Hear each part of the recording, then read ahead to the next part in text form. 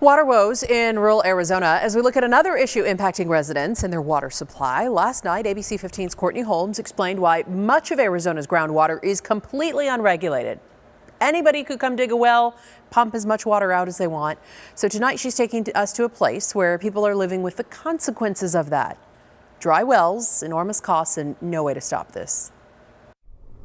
All along Highway 191 in Cochise County, crop circles are the norm. But a few miles off the road, farmland gives way to this. I planted, probably 100 to 200 trees a year for quite a few years. Conifers, oak, bamboo.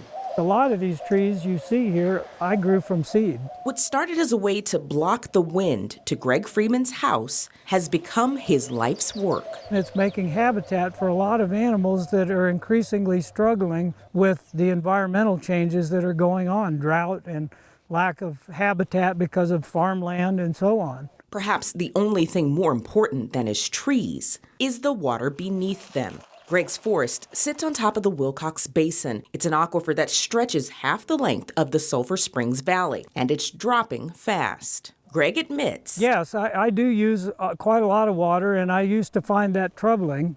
But the water usage for this 11-acre forest in the desert, still no match for the thousands of acres of corporate farms in the desert that can pump millions of gallons of water every single day. They have 150,000 cows between the two dairies that are just north of here. He's talking about Turkey Creek and Coronado Farms, huge cattle operations owned by Riverview LLP out of Minnesota. They first arrived in 2014. Though not the only large water user around, they are certainly the most visible because they don't just raise the cattle, they grow the food to feed them, and that takes a lot of water. State records show the company owns more than 100 wells across the Sulphur Springs Valley, some as deep as 1,200 feet into the ground, and can pump up to 2,000 gallons a minute.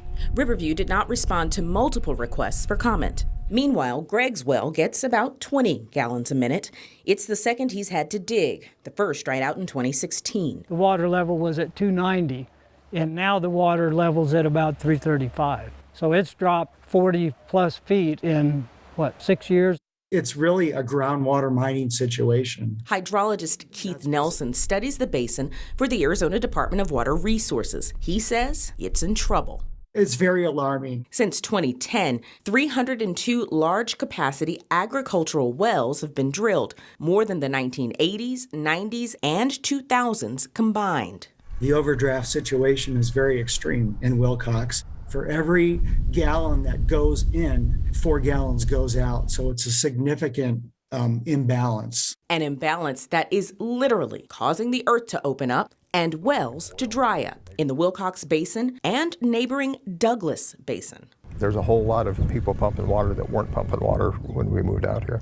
20 years ago, Lee Merchant built his retirement home in the town of McNeil after serving 30 years in the Army. He says there wasn't much out here until about 5 years ago. Now there are pecan orchards everywhere and crop circles all over. With some using 1,000 feet deep wells, including right next door to him. Lee's well went dry a few weeks ago. So did Kyle Brazil's. Woke up one day, turn on the water, nothing happened. His family lives 6 miles away in Elfrida. They went a month without water. Filling up milk jugs, empty milk jugs at our neighbor's house. $40,000 got him 448 feet of well. Neighbor Neil Peterson says most people around here can't afford that, and they're connected to his well at McNeil Water Company. We're kind of the lifeblood of the community. Its 250-foot well still produces water for 27 customers.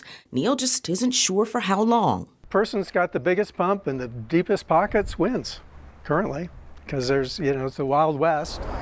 Back up the highway. I think that's as deep as I'm going. After living here for nearly 50 years, Greg says his latest well will be his last. If it dries up before I die, then I don't know what I'm going to do then. It's a beautiful life that's kind of in doubt now with the water situation the way it is. Courtney Holmes, ABC 15, Arizona. Important reporting, Courtney. Thank you. Meantime, tomorrow night, we talk to the people in that area who are taking historic measures to try to protect the water that's left here. Find out why others are fighting it.